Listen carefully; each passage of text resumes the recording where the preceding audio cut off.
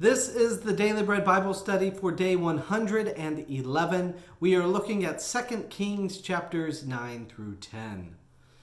In 2 Kings chapter 9, fulfilling what was spoken to the prophet Elijah, his successor Elisha works to end the line of Ahab that has become connected with both Israel and Judah. Now, remember, Ahab and Jezebel have Jehoram or Joram.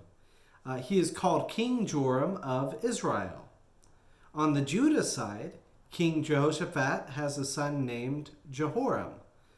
The king of Judah marries a daughter of Ahab and Jezebel, thus mixes the line of Judah with the house of Ahab. The line of Ahab will be utterly destroyed from Israel, and yet through this daughter of Omri, some blood of Ahab is technically going to live on in the kings of Judah, the lineage of Judah. So, the death of the descendants of Ahab is about to end the worship of Baal. As such, those who worship the Lord instead of Baal must act to restore proper worship in Israel. As an agent of God, the prophet Elisha commands for Jehu, son of Jehoshaphat, the former king of Judah, to be appointed king of Israel.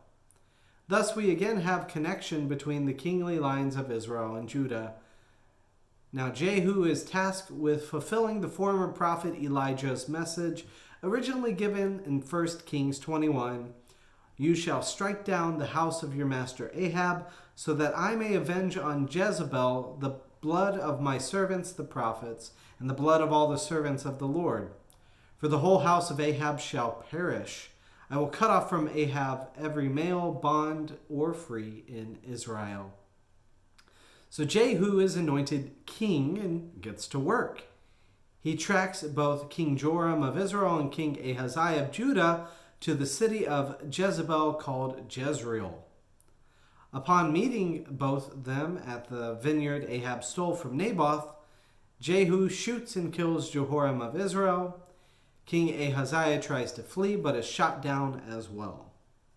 And since he is in Jezreel, Jehu has Jezebel killed as well to fulfill the harsh death foretold by the prophet Elijah.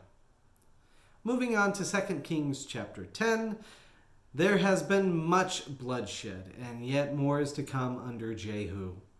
In summary, Jehu has 70 sons of Ahab killed.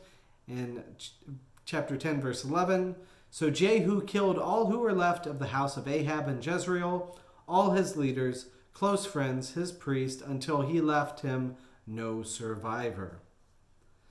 Upon meeting kin of King Ahaziah, he kills them as well.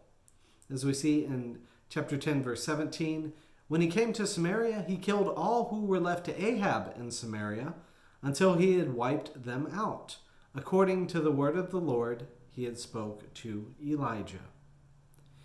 King Jehu then goes to the temple of Baal, has all the priests, attendants, and followers of Baal killed. He turns the temple of Baal into a latrine, and God approves of what he does, yet would like for him to have also gotten rid of the 2 golden calves made by King Jeroboam of Israel. So even after removing the descendants of Ahab, ending the temple of Baal, and reversing many of the errors of his predecessors, God still punishes more.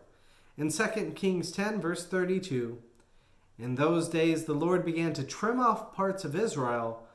Hazael defeated them throughout the territory of Israel. Now I, for one, am tired of hearing all of this bloodshed.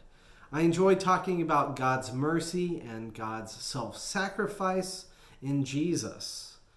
I want to get on with the love your neighbors as yourself part, and Jesus, his nonviolent practices. I'm much more tolerant with the spiritual fighting, focusing on what is actually happening in this way, that God wants no false thing or Baal idolatry to steal away the life of his people. May we be willing to turn to God without having somebody to physically force us to do that.